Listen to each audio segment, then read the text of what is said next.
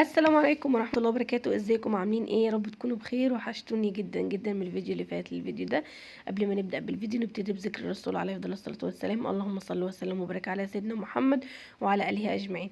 يلا ندخل على الفيديو القمر ده. عندنا النهارده وصفة الباتيل جامدة جدا، والمقادير بتاعتها سهلة وبسيطة، ان شاء الله تكون سهلة بالنسبة لكم. عندي مج من اللبن ومج من المية، هنضيف عليهم معلقتين من السكر وظرف من الخميرة الفورية، وهنقلب كل الكلام الجميل ده مع بعضه. وبعد كده هنخش على الخطوة التانية. عندنا بيضاية هنفصل الصفار بتاعها لوحده والبياض لوحده. تمام. هنخلي الصفار للوش الباتيه بتاعنا عشان نحمره بيه. وهنضيف دلوقتي على الخليط ده البيضه اللي انا بقول لكم عليه ان احنا فصلناه اهو زي ما انتم شايفين كده. وبما ان حطينا بقى بيض يبقى عندنا لازم نص معلقه من الملح ومعلقه من الخل عشان البيض، تمام، عشان زفرت البيض وكده، ونص كوبايه من الزيت. ويلا بينا نقلب كل المواد السائله دي مع بعضها. وعندنا طبعا الدقيق بتاعنا لازم يكون منخول جدا. انا بحب ان انا انخله في اي حاجه، يعني المعجنات، الكيكات، بحب ان انا ببقى اكون مطمنه كده لما انخل الدقيق بتاعي مره واتنين. ولو طبعا الدقيق بتاعكم جودته كويسه ونوعيته حلوه ومتاكدين من الجوده بتاعته، خلاص. بس لازم الدقيق يتنخل كده عشان تدخله في الهواء كده ويبقى جميل. تمام. عندي هنا الدقيق بتاعي 6 كوبايات، يعني مقدار كيلو الا ربع كده. تمام. يعني خد مني 6 كوبايات بالظبط، من نفس المج اللي انا حطيت منه اللبن والميه. تمام. يا ريت يا جماعه لما تيجوا تعملوا حاجه تبقوا ماشيين على معيار واحد، يعني ما تكتروش في كوبايه صغيره وكوبايه كبيره عشان المعيار يطلع معاكم مظبوط. تمام. انا زي ما قلت لكم المقادير بتاعتي مظبوطه جدا جدا، ما استخدمتش دي يعني معلقتين او حاجه. وكانت العجينه بتاعتي زي ما انتم شايفين ما شاء الله لا قوه الا بالله، لمت ومفيش حتى اي حاجه في الطبق زي ما انتم شايفين. هحط في الايقاع بتاع الطبق بتاعي نقطتين من الزيت. وهغسل ايدي طبعا عشان طول ما ايدينا فيها عجين هتقعد تلزق كده في العجينه. تمام. بصوا العجينه ما شاء الله لينه جدا جدا. هنسيبها تختمر كده يعني من 40 دقيقه لساعه، عشان طبعا الجو تلج تلج تلج يعني. هنغطيها زي ما انتم شايفين كده ونحطها في مكان دافي عشان تختمر معانا. تمام. هنسيبها كده لغاية ما تختمر والعجينة ترتفع من مش زي ما سيبناها طبعا. بصوا ما شاء الله اختمرت. طبعا الخمر ده احنا هنعمله بايدينا. وهنرش كده رشة دقيق بسيطة. طبعا احنا هنستخدم الدقيق كتير النهاردة، يعني العجينة بتاعتنا كده هتلم معانا بالدقيق، ولكن هي مش بتلزق ولا اي حاجة. ما شاء الله العجينة لينة جدا جدا وطرية وحلوة قوي. بصوا، لو لسه معايا لغايه دلوقتي ما تنسيش تدعميني باللايك والاشتراك وتفعيل الجرس عشان يوصلك كل جديد. اهم حاجه يا جماعه اللايك عشان يرفع الفيديو، عشان انتي تشوفيه وغيرك يشوفه. فبالله عليكم ما تبخلوش عليا في اللايك. انا عايزه اقول لكم والله العظيم الوصفه ما بتكونش لو مش ناجحه او مش عجباني مش بنزلها. لكن عايزه اقول لكم ان الباتيه بجد كان طعمه تحفه جدا، وطريقته سهله جدا جدا، يعني اي حد ممكن يعملها. يعني ومش الدقيق عندنا في البيت، الزيت عندنا في البيت، كل المقادير اللي انا استخدمتها ان شاء الله باذن الله تكون موجوده في كل المطابخ بتاعتنا. تمام. طبعا انا قرصتها كده 3 حتت، عملتها 3 كور كده حلوين مقلوظين. وهنمسك واحده كده وهنفردها زي ما انتم شايفين كده. انا هنا بقول لكم على الفقاقيع بتاعتها. طبعا ما شاء الله الاختمار بتاعها حلو قوي. فمن كتر ما هي مختمره كده وحلوه بتعمل فقاقيع. انا بنبسط قوي بالعجينه لما بتكون ناجحه كده وبتروح وتيجي معايا. تمام. بصوا بقى انا هفرد كده العجين بتاعي القمر ده، وهنفردها كده على قد ما نقدر، بس ما نخليش يعني ما نخليش جنب رقيق قوي ولا جنب تخين قوي، لا نخليها كلها في مستوى واحد ونفرد على قد ما نقدر. تمام. بصوا هنفرد كده زي ما انتم شايفين. وهنجيب بقى اي حشوة احنا بنحبها.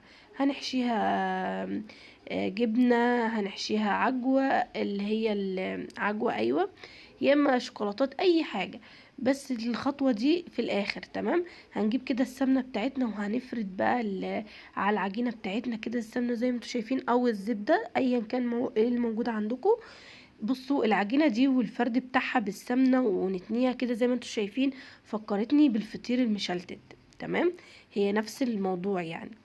انا طبعا يعني اول ما فردتها جبت السمنه بتاعتي كده زي ما انتم شايفين بالفرشه، وبفرد عليها. فردتها كده الاول، وبجيبها من الجنب واحط عليها السمنه زي ما انتم شايفين، وهجيب الجنب التاني كده زي ما انتم شايفين كده بالظبط، وهحط السمنه هنا برضو، وهاتني من هنا ومن هنا. تمام. الطبقات دي والطبقات السمنه بتخليها كده ايه، رول كده جميل جدا، وبتخليها مفرغه كده ومورده زي ما انتم شايفين.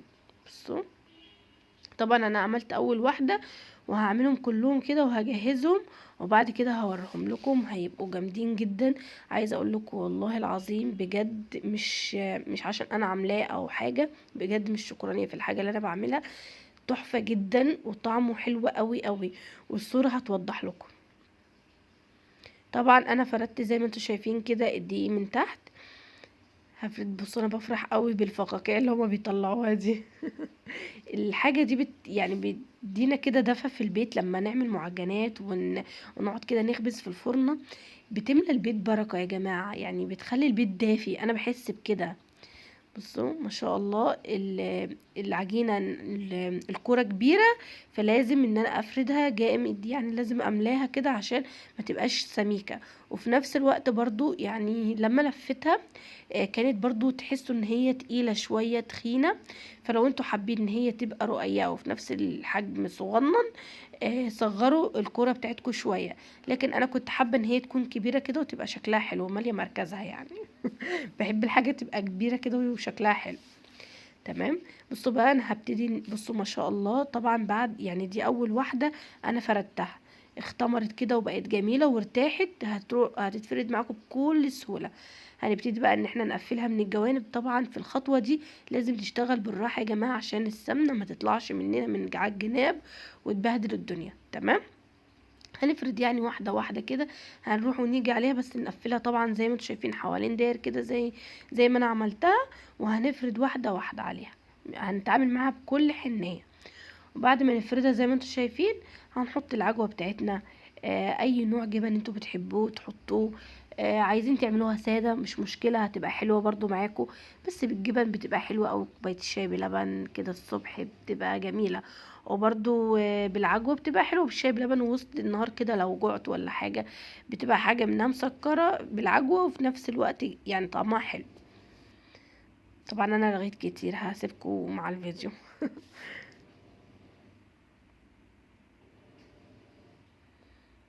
بصوا هنا بقى، طبعا انا فردتها على قد ما اقدر، عشان مش عايزاها تبقى تقيله، يعني تبقى سميكه من جنب ومن جنب، ففردتها على قد ما اقدر. طبعا انا هنا حطيت العجوه بتاعتي زي ما انتم شايفين كده، انا برمتها عشان تبقى طول العجينه. وبعد كده هنلم كده زي ما انتم شايفين، هنلمها رول، ونلم ونقفل، يعني نلم وندوس عليها من على الجناب، وفي النص برضو عشان تطلع معانا مفرغه كده وجميله.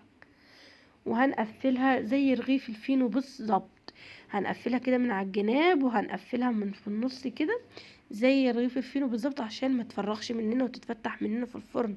لازم نضغط على القفله دي كويس جدا. بصوا طبعا تشكلوها براحتكم، تقعدوا تسووا فيها كده براحتكم، المهم تطلع مظبوطه معاكم. بصوا طبعا انا يعني كنت بقيس كل 3 صوابع واحده، يعني كانت حلوه بالنسبه لي مش كبيره. بصوا انا هوريها لكم دلوقتي، ما شاء الله ولا قوه الا بالله، جميله جدا جدا ومفرغه كده، وكل طبقه لوحدها، يعني حاجه كده ما شاء الله، واحسن من بره بكتير. وفي الاقل احنا يعني ضامنين جودتها، وضامنين ان احنا عاملينها في البيت، والحاجه بقت مولعه نار يا جماعه، بقت مولعه، يعني بقت حاجه يعني استغفر الله العظيم، بقت اوفر. فاحنا ليه ما نعملش الحاجات دي في البيت؟ يعني تقريبا نص كيلو، او يعني زيادة عن كيلو، نص كيلو من الدقيق عمل لي كمية حلوة جدا ما شاء الله، فوق ال30 واحدة تقريبا او اكتر، والله ما فاكرة. بصوا عملت التانية جبنة، انا عملت 2 جبنة وواحدة عجوة. تمام، لان المستحب بالنسبة لي اكتر الجبنة، لان بتبقى حلوة على الفطار. اما العجوة انا عملتها لابني عشان يفرح بيها، يعني لزوم الفرح. تمام. هنا برضو قطعت التانية زيها بالظبط، هوريكم دي اكتر الرول اللي فيها باين اكتر، عشان الجبنة خفيفة طبعا مش زي العجوة. بصوا مفرغة كده وجميلة، وكل طبقة لوحدها ما شاء الله يعني.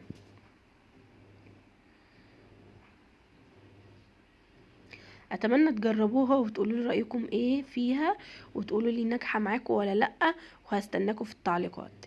هنا طبعا بعد ما خلصتهم خالص، طبعا يعني على بال ما انا عملت يعني الصاج التاني، كان الصاج الاولاني تحس ان هو ارتفع كده زي ما انتم شايفين واختمر. فهنجيب صفار البيضه اللي انا قلت لكم عليه، هنحط عليه نقطتين من اللبن، وهنحط عليه بصوا حاجه بسيطه خالص من الخل بس عشان زفرة البيض، وهننزل كده على الوش بتاع الباتيه بتاعنا القمر ده، وهنحطه كده عشان الوش بتاعنا يبقى جميل كده واصفر اللون الدهبي اللي احنا بنحبه. تمام. عايزين تحطوا بقى حبة البركة تحطوا، عايزين تحطوا سمسم تحطوا، مش عايزين تحطوا ولا ده ولا ده وتستغنوا، مفيش مشكلة خالص. كل واحد على حسب ذوقه، والاكل ده اراء، وكل واحد على حسب ما بيحب. تمام. بصوا بقى انا عملتها كلها، وهجيب السمسم بتاعي. انا طبعا فضلت ان انا اعملها بالسمسم، بحبها بالسمسم اكتر عن حبة البركة، ولكن برضو لو حابين تجربوا ده وده مفيش اي مشكلة خالص، هي بتبقى لزوم الشكل بس مش اكتر. بصوا شكلهم قمر قوي يعني، بجد يفتحوا النفس هما ونايين. بصوا، اتمنى تقولوا لي رايكم في التعليقات تحت، ولو لسه قاعدين معايا لغايه دلوقتي ما تنسوش اللايك بالله عليكم.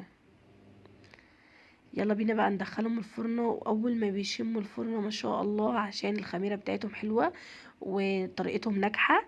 وطبعا كل ما الحاجه تسيبيها ترتاح براحتها في الخمر بتاعها، خصوصا المعجنات وخصوصا في الشتاء كمان، فبتديكي النتيجه زي كده، بتديكي نتيجه ناجحه طبعا وحلوه.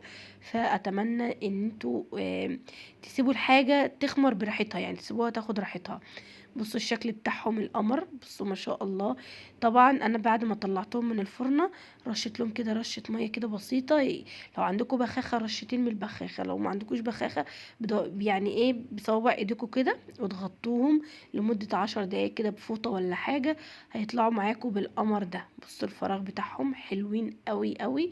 اتمنى تجربوها بجد، وشكلهم حلو قوي وطعمهم احلى. بصوا عاملين ازاي، مفرخين كده وجمال، واهم حاجه ان هم طراي. يعني اهم حاجه الخطوه اللي انا بقول لكم عليها دي، عشان ما ينشفوش منكم وتحسوا ان وشهم ناشف.